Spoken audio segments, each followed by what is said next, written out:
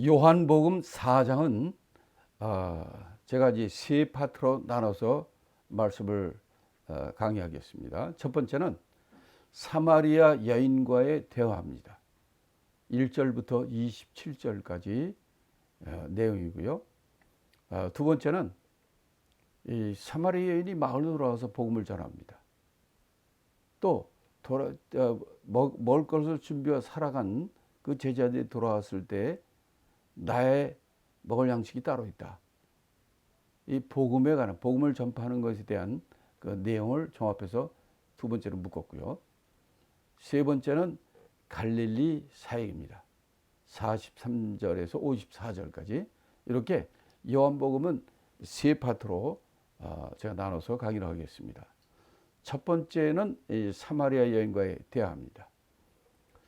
1절부터 이제 27절까지 좀 길죠. 긴데 이것을 본문을 다 읽으려면 너무 많기 때문에 요거를 제가 이제 필요한 것만 읽고 딱딱 나눠서 좀 얘기를 하겠습니다.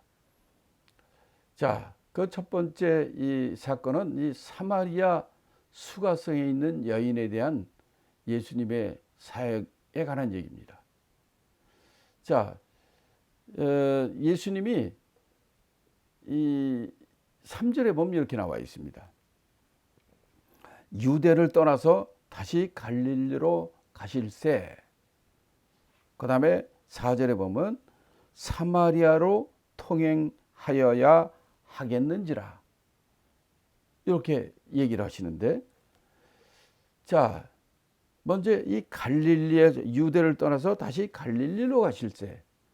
유대를 떠나서 갈릴리로 간다. 이렇게 얘기했어요. 그런데 이제 거기를 가려면 사마리아로 통행하여야 하겠는지라. 그러니까 유대에서 갈릴리로 가는 게 어디로 가는 건지, 사마리아로 통행한다는 게 무슨 얘기인지 이 부분과, 두 번째는 4절의 말씀이 아주 미묘합니다. 사마리아로 통행하여야 하겠는지라. 이제 요겁니다.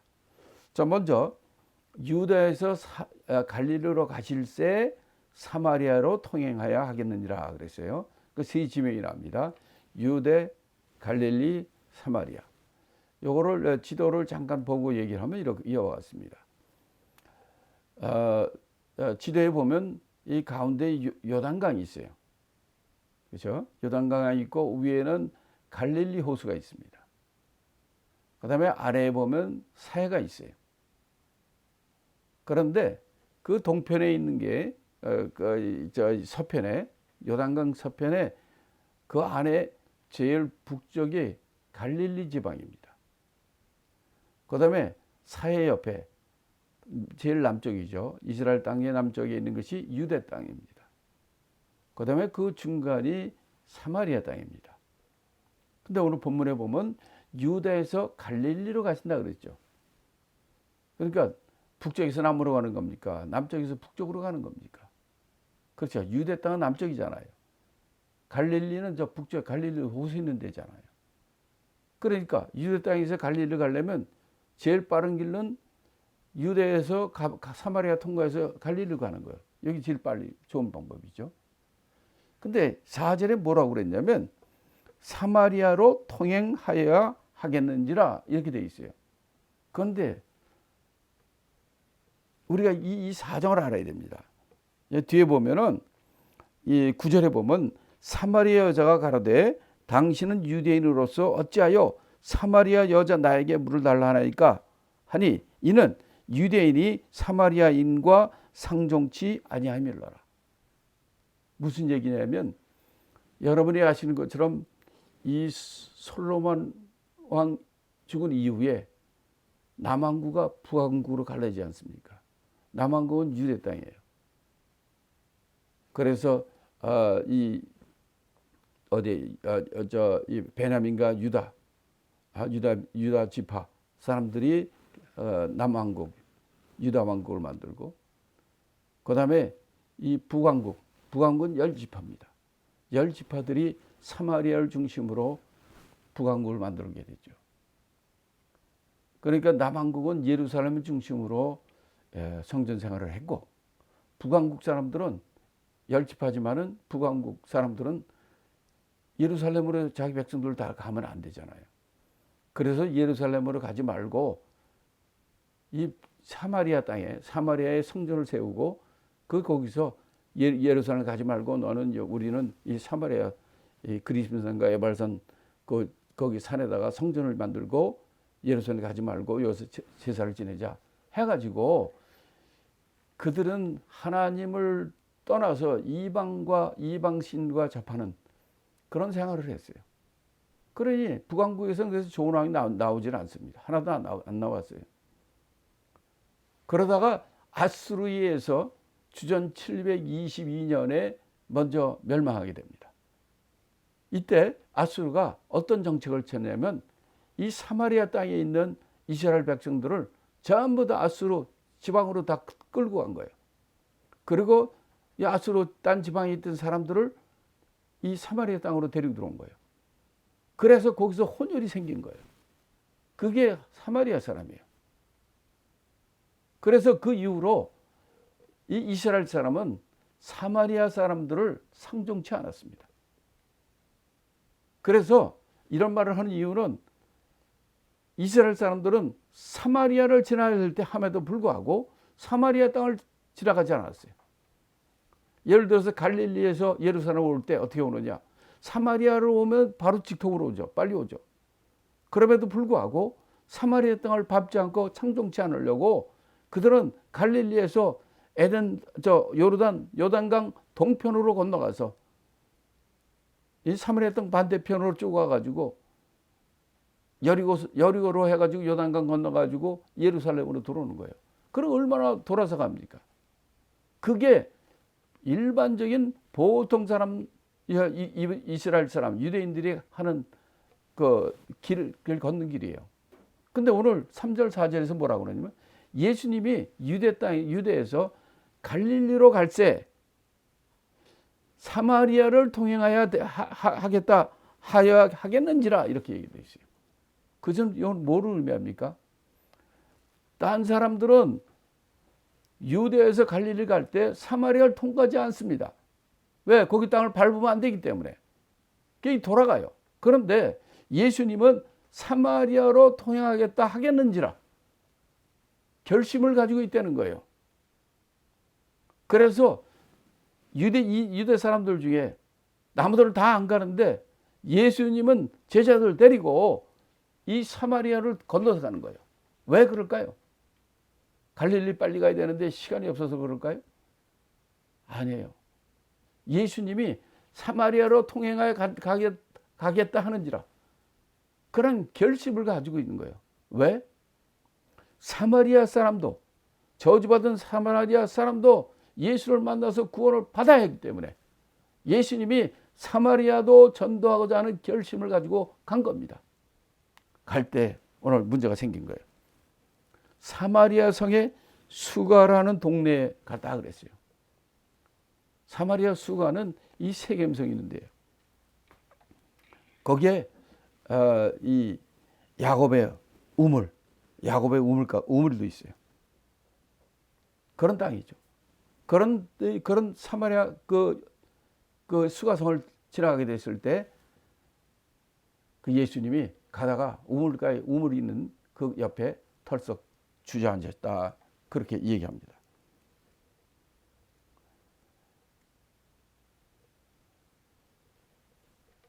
이 사마리아 수가성은 5절에 보면 사마리아에 있는 수가란 동네에 이르르니 6절에 거기 또 야곱의 우물이 있더라. 야곱의 우물이 있는 거예요. 예수께서 행로에 고온하여 우물 곁에 그대로 앉으시니 때가 6시쯤 되었더라. 이렇게 나옵니다. 그러니까 예수님이 다른 유대인들은 아무도 사마리아 땅을 건너가지 않습니다. 근데 왜 예수님은 사마리아로 통행하여 하겠는지라 예수님의 결심이 보이죠. 예수님의 뚜렷한 목적을 보이는 거예요. 사마리아도 복음을 받아야 된다는 거죠. 그래서 수가라는 동네까지 오셔가지고 거기 야곱의 우물이 있다는 거예요. 거기에 예수님이 우물 곁에 앉았다는 거예요. 근데 거기 보면 왜 앉았다고 그랬어요? 행로에 곤하여 피곤해서.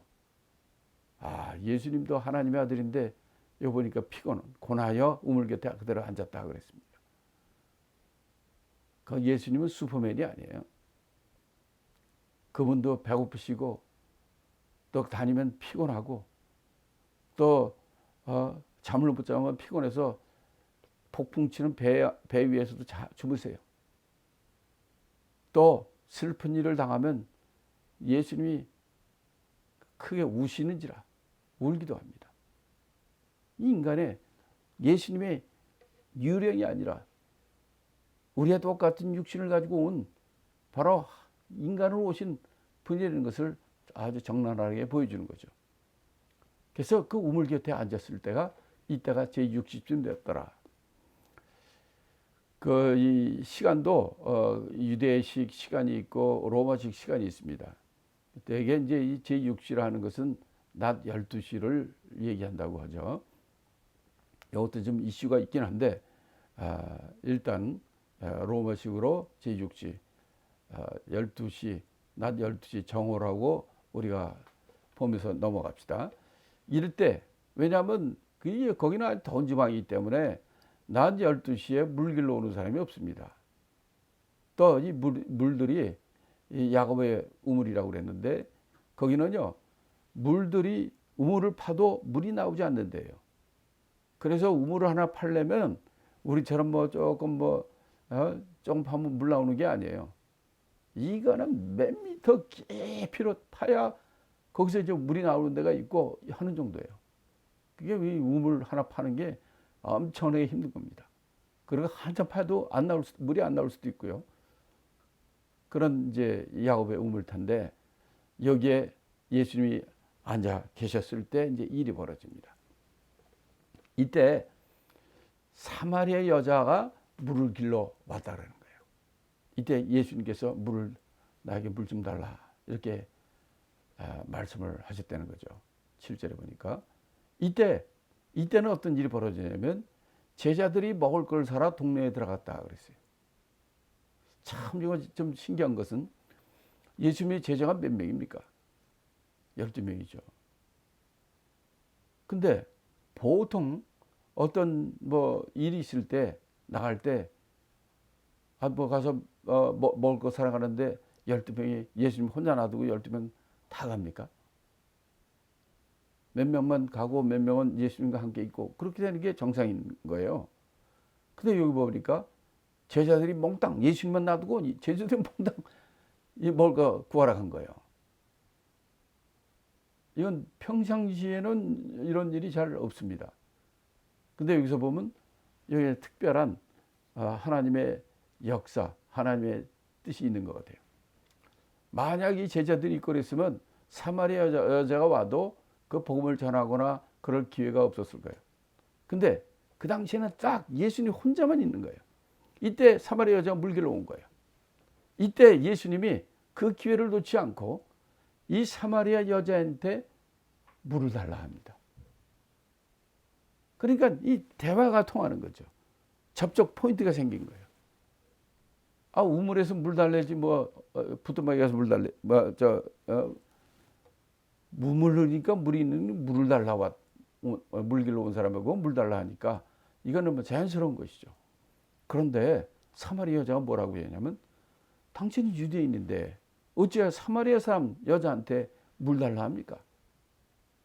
왜 이렇게 얘기했냐? 아까도 얘기한 것처럼 이거는 유대인이 사마리아인과는 상종치 아니하기 때문입니다. 이건 아까 역사적 배경을 얘기한 것처럼 유대인들은 사마리아 사람을 상종하지 않습니다. 그렇기 때문에 사마리아 땅을 가지도 않는 거예요. 이렇게 예수님 물 달라 하니까 사마리아 사람과 유대인 관계를 너무나 잘 알기 때문에 네가 유대인이 어떻게 사마리아 사람 보고 물 달라 하느냐 이렇게 얘기를 합니다. 다시 말하면 이 사마리아 여자는 예수님을 누구로 봤다는 거예요? 유대인으로 본 겁니다. 그러니까 예수님이 뭐라고 얘기하냐면 10절에 예수께서 대답하여 가라사대 내가 만일 하나님의 선물과 또 내게 물을 좀 달라 하는 이가 누구인 줄 알았다면 내가 그에게 구하였을 것이요 그가 생수를 내게 주었으리라. 여기서 또 이제 포인트가 나오는 거예요. 우물가에 가서, 우물가에는 물이 있잖아요. 거기서 앉아서 기다리시면서 여자가 오니까 여자 보고 물 달라 하는 거예요. 그러니까 여자는 아니 네가 유대인인데 사마리아 사람 보고 물 달라 하느냐. 그러니까 예수님은 네가 하나님 선물과 또 네게 물 달라 하는 이가 누군 줄 알았다면 네가 그에게 구했을 거다. 예수님이 내가 그런 사람이라는 거죠. 그러면 그가 너에게 생수를 주었으리라. 여기서 물 달라는 이에서 이 여자가 거부하는 반응을 보이니까 내가 물 달라는 그이가 누군지 네가 알았으면 그에게 네가 생수를 내게 구했으면 그가 너에게 생수를 주었으리라. 생수 얘기로 나갑니다. 영원히 목마르지 않는 생수. 계시록 22장에 보면 그 하늘 새 예루살렘 성에는 영원히 목마르지 않고 하늘 보호자와 어린 양의 보호자로부터 그 생명수 강이 흘러내오고 영원히 목마르지 않는 그 생수가 흘러나는 것을 우리가 봅니다. 그게 이 생수를 이 여자는 우물가에 물 떠가지고 가고 하는 이런 거를 그러고 마시면 조금 있다 또 목마르는 이런 걸 너무나 잘 알기 때문에 이 여자가 예수님께 이렇게 말하지 않습니까? 이런 물을 내게 주사 목마르지도 않고 또 여기 물길로 오지도 않게 하옵소서. 자, 여기서 물에서 생수로 넘어가지 않습니까? 지금 예수님은 사마리아 땅에 간 사람도 없었는데 예수님이 최초로 간 것이고 예수님이 사마리아 땅에 간 목적은 사마리아 사람도 복음을 듣고 구원받아야 된다는 겁니다. 그래서 이스라엘 사람이 가지 않는 유대인이 가지 않는 사마리아 땅에 간 것이고 그 가서 우물가에서 이 사마리아 여인을 만난 겁니다. 근데 그때 시간이 6시, 낮 정오예요. 12시예요. 낮 12시는 그 더운 지방이기 때문에 대낮 햇빛이 쨍쨍 뜨는 대낮에 그 더운 땡볕에 가서 물 길러 오는 사람이 거의 없는 거예요. 물을 언제 깃습니까? 밥을 하는 아침 저녁 해도 나지 않고 시원한 그 아침 음식 준비하는 새벽이나 아니면 저녁 해질 때 저녁이나 이럴 때 선선할 때 물 길러 오는 거죠. 근데 땅땅 이 해가 쨍쨍 찌는 낮 12시에 예수님이 거기 머물렀고 이때 한 여자가 사마리아 여자가 우물가에 온 겁니다. 아마 이것도 목적이 있었을 거예요. 낮 12시에 오는 여자는 어떤 여자일까요? 남과 대면하기를 꺼려하고 특별한 사정과 어려움이 있고 그래서 사람과 만나는 걸 별로 좋아하지 않고 사람을 꺼리는 그런 사람들은 사람이 오지 않는 시간에 올 거예요. 아침 저녁에 사람 많이 올 때 하면 거기에 가십거리, 거기에 말이나 듣는 그런 위치에 있기 때문에 그 사람 많이 오는 데는 오지 않을 겁니다. 그런 여자에게 예수님이 이렇게 복음을 전하는 그 발판을 만든 겁니다. 그런 얘기를 하니까 이 여자가 뭐라고 합니까? 이런 물을 내게 주사 목마르지 않고 또 여기 물 길러 오지도 않게 하옵소서. 정말 생수란 말 때문에 이 여자는 예수님 보고 이런 물을 내게 주사 물 길러 오지 않게 하옵소서 하고 그 예수님을 보는 각도가 달라질 거예요. 처음에는 유대인이라고 그래가지고 상종치도 않으려고 그랬어요. 우리가 복음을 전할 때도 이런 복음을 전하는 방법을 써야 되죠. 대개 이제 이런 대화도 어떤 불신자에게 복음을 전할 때도 이런 방법을 쓰는 겁니다. 그 사람과 아무 상관이 없는 얘기는 그 사람이 암만 좋은 얘기라도 전하면 반응도 없고요. 잘 듣지도 않습니다.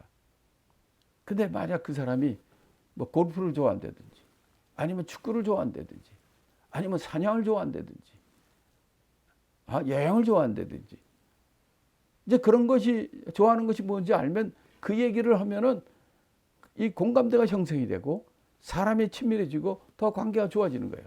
이런 식으로 해가지고 그 사람에게 나중에 복음을 전하는 거죠. 이게 이제 복음전도 방법이죠. 예수님도 이게 우물가에 가지고 물 달라 하고 물 달라 하니까 생수로 넘어가고 생수를 얘기하니까 나도 주여 나도 이런 말을 내게 달라. 이렇게 예수님에 대해서 배척하는 위치에서 이제 그냥 상당히 가까운 위치로 가게 되는 거죠. 이럴 때 예수님께서 더 다른 방법 하나를 더 추가합니다. 16절에 보면 이렇게 얘기합니다.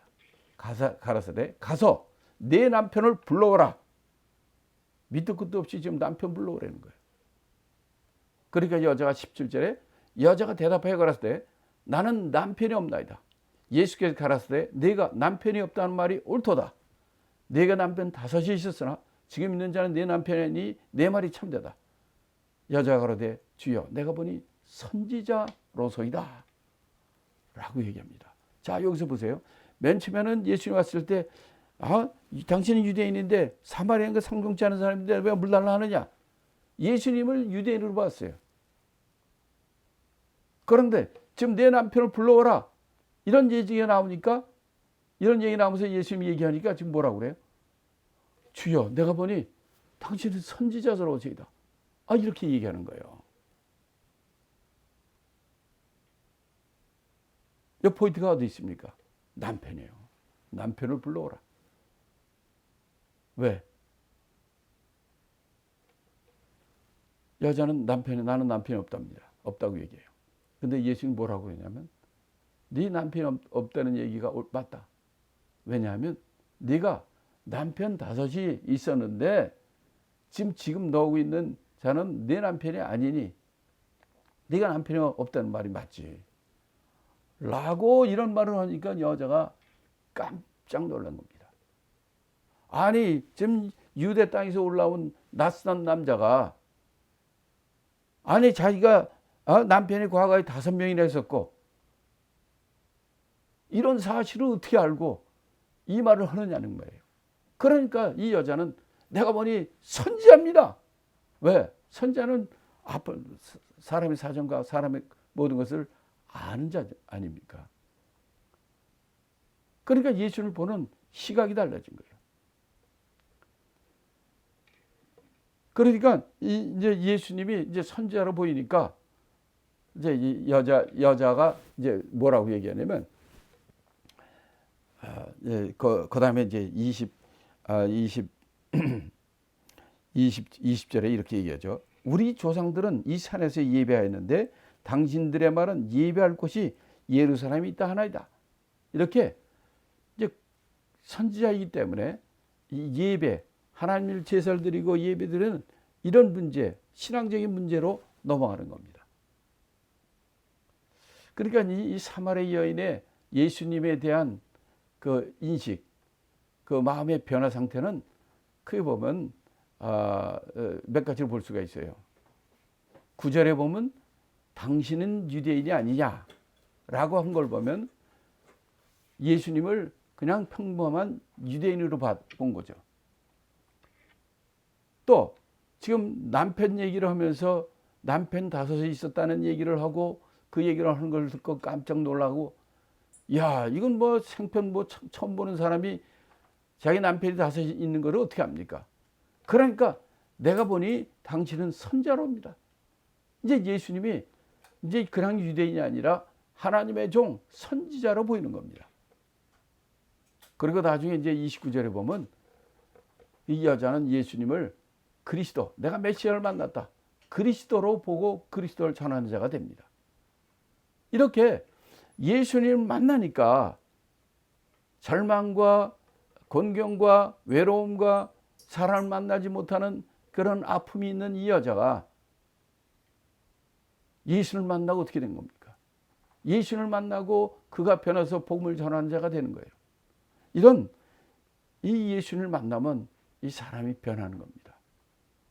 우리가 이 장에서 예수님의 첫 번째 표적이 뭐였습니까?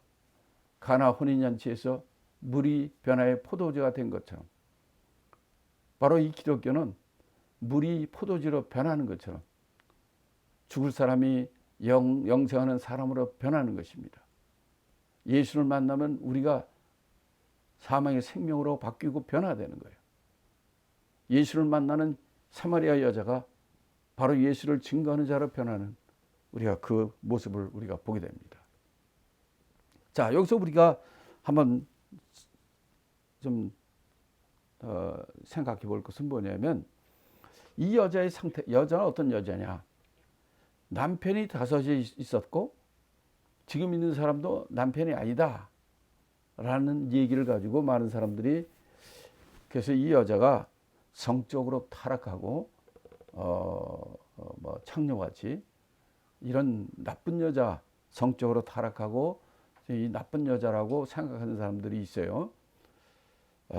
그래서 그런, 저도 뭐 어릴 때부터 이제 그렇게 많이 듣고 자랐지만은, 정말 이 여자가 그런 사람일까? 남편이 5이 있었으나, 이 얘기를 가지고 그런 얘기를 많이 하는 사람들이 있는데, 저는 이걸 가지고 좀 여러 가지 좀 생각하다가 좀 찾아봤습니다. 예를 들어서 이 성적으로 타락한 사람이 이 남자 저 남자하고 이렇게 살았다 합시다. 그러면 같이 동침하고 살았다고 해서 남편이라고 그럽니까? 그건 아니죠. 지가 성적으로 타락해가지고 이 남자와 자고 저 남자 자고, 지금 이 여자는 그게 아니라 정식으로 남편이 5이 있었다는 겁니다. 그리고 지금 있는 것도 남편이 아니라는 거예요. 그럼 왜 이런 말은 무슨 의미인가? 이걸 우리가 잠깐 제가 여기 찾아봤습니다. 창세기 38장 6절부터 11절에 보면, 이 유다 지파의 12아들 중에 유다 있지 않습니까? 야곱의 12아들 중에 유다가 이제 아들이 3이 있었습니다. 먼저 누가복음 20장 28절에 이런 얘기가 나옵니다. 이 여자는 어떤 여자일까? 제가 한번 생각한 것을 적었으니까 뭐 이거 들어도 되고 안 들어도 되는데 제 생각을 말씀드리는 거예요. 20장 28절부터 8절에 보면, 물어가라되 선생님이여, 모세가 써주기를 사람의 형이 만일 아내를 두고 자식이 없이 죽거든 그 동생이 그 아내를 취하여 형을 위하여 후사를 세울지라 하였나이다. 그런데 7형제가 있었는데 마디 아내를 취하였다가 자식이 없이 죽었고, 또 그 둘째와 셋째가 저를 취하고 7이 다 그와 같이 자식 없이 죽고 그 후에 여자도 죽었나이다. 7이 다 저를 아내로 취하였으니 부활 때에 그 중에 네 아내가 되리이까? 라는 누가복음의 말씀이 있죠. 여기서 보면 7형제가 있었는데 아들을 낳지 못하고 죽으면은 그 대를 잇기 위하여 둘째가 그 형수와 동침해 가지고 그 첫째 아들의 대를 잇는 거예요. 근데 둘째가 또 아들 낳지 못하고 죽으면 셋째로 돌아가고, 또 안 되면 넷째, 이렇게 해가지고 7포구 같이 결혼했다는 겁니다. 그러면 이제 죽을 때 누구의 부활이 되겠느냐? 이거는 뭐를 얘기하냐면 율법에 있는 계대 혼인법입니다. 자식을 낳지 못하고 아들을 낳지 못하고 죽었을 경우에 그 대를 잇게 하여 그 둘째가 첫째의 아내와 결혼해서 대를 잇게 하는 법이에요. 이거는 뭐 율법에 있는 것이고 아주 정확한 거죠. 또 그래서 창세기 38장에 보면 6절부터 쭉 보면, 유다가 장자 엘을 위하여 아내를 취하니 그 이름이 다말이에요. 다말 여러분 잘 알죠? 7절에 보면 유다의 장자 엘이 여호와의 목전에 악함으로 여호와께서 그를 죽이신지라. 유다가 오난에게 이르되 내 형수에게로 들어가서 남편의 아우의 본분을 행하여 내 형을 위하여 씨가 있게 하라.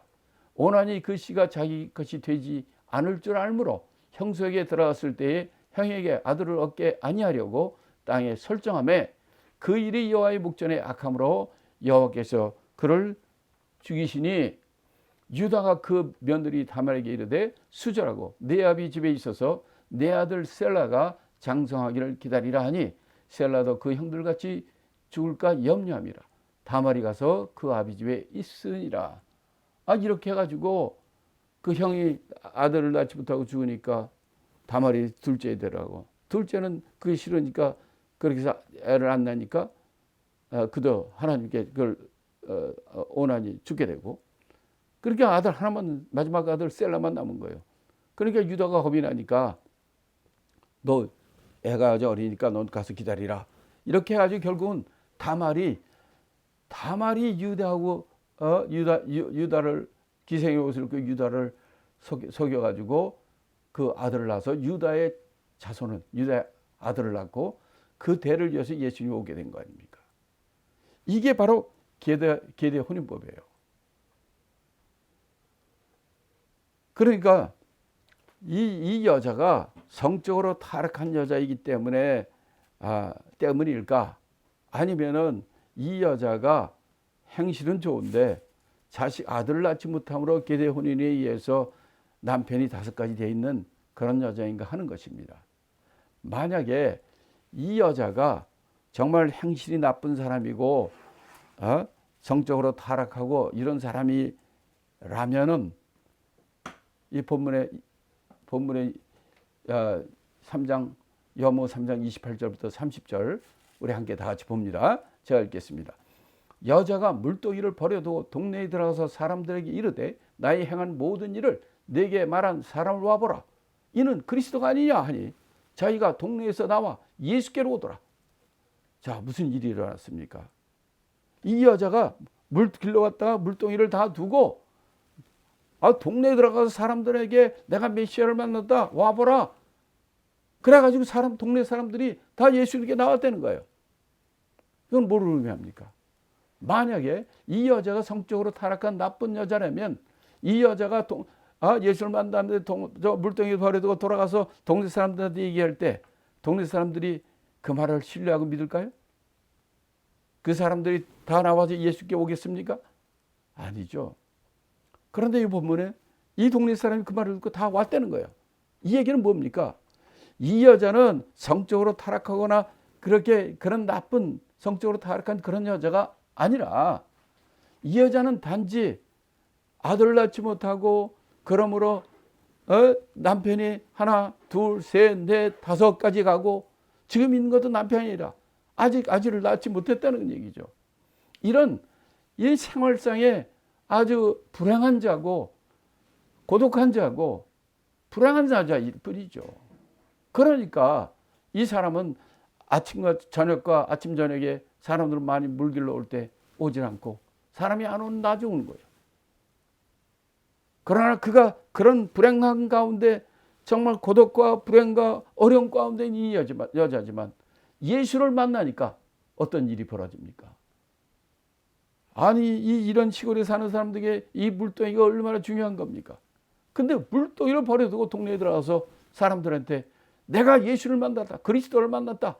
그러니까 동네 사람들이 더 예수님께 나왔다는 겁니다.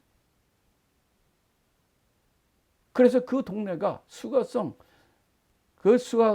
사마리아성 수가 마을, 이 마을의 모든 사람들이 다 예수를 믿게 됐다는 사마리아에서의 초유의 예수 믿고 구원받는 사건이 예수님 자신을 통해서 일어나는 거예요.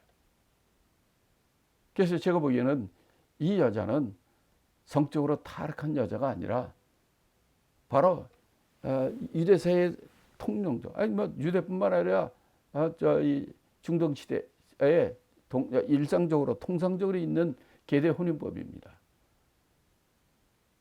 그래서 아들을 낳지 못하는 이런 불행함으로 말미암아 남편이 5씩이나 있던 그런 여자인 것을 우리가 이 본문을 통해서 우리가 알 수 있습니다. 그래서 이 두 번째 대화는 이 사마리아성 수가 마을에서 예수님이 사마리아 여자와 만든 대화 얘기입니다.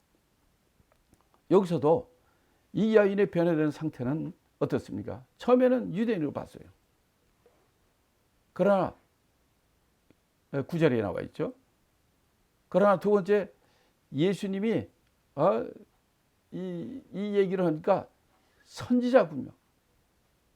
왜 남편은 아무도 모르는 자기의 정말 아픈 면을 예수님이 다 알고 있는 거예요. 19절에 보니까. 그래서 이 여자가 선지자군요 이렇게 하는 거예요. 그러나 29절에 보니까 나의 행한 이 모든 일을 내게 말한 사람을 와보라. 이는 그리스도가 아니냐. 예수님을 이제 유대인으로 보는 것도 아니고 선지자로 보는 것도 아니라 메시아 그리스도인으로 본 거예요. 그리스도로 본 겁니다. 그래서 예수님을 잘 발견한 거죠. 그래서 이 여자로 말미암아 많은 놀라운 축복의 사건이 최초로 사마리아 땅에 일어나게 된 것입니다. 예수님 자신이 직접 가서 만든 거예요. 그러니까 우리 3장의 니고데모 사건과 이어서 4장에서는 사마리아 여인이 합니다. 이 니고데모도 예수님과의 만남을 통해서 뒤에 예수님을 변화하는 자가 됐고, 또 19장에서 보면 예수님께 십자가 죽었을 때 그를 위하여 유향을 갖다 준비한, 100근이나 준비하는 이런 예수님의 아주 신실한 제자로 변화되는 모습을 봅니다. 사마리아 여인도, 이 여자는, 그러니까 3장의 니고데모 얘기는, 니고데모는 남자지만 사마리아 사람은 여자예요. 니고데모는 경건한 유대인, 바리새인이에요. 근데 사마리아 여인은 이방인 여자예요. 니고데모는 유대인의 높은 관원이에요. 사마리아 여인은 이방의 낮은 신분의 사람이에요. 또 니고데모는 이스라엘의 선생입니다. 근데 사마리아 여인은 사람 낯을 피하고 있는 비천한 신분을 가진 사람이에요. 니고데모는 높은 위치에 자신 있는 사람이지만 사마리아에는 만나기를 피하는 사람입니다. 근데 공통점이 있어요. 높은 위치에 있는 사람이나 아주 비천한 삶을 사는 사람이나 바로 예수를 만나니까 어떤 결과가 일어납니까? 이 두 분 다, 니고데모나 사마리아 여인이라 다 예수님을 따르는, 구원받고 예수의 제자를 삶을 사는 놀라운 축복이 일어나는 것을 우리가 보게 됩니다. 사랑하는 성도 여러분, 예수님은 높은 신분의 사람이나 비천한 신분의 사람이나 누구나 다 나에게 오라는 것입니다. 누구도, 어떤 사람도 예수를 만나면 변화되는 것입니다. 그래서 주 예수를 믿고 영생의 길을 걷고 이 땅에서도 하나님께 영광을 돌리고 행복하고 하나님의 축복받는 그런 삶을 사는 저와 여러분이 되기를 예수 이름으로 축원합니다.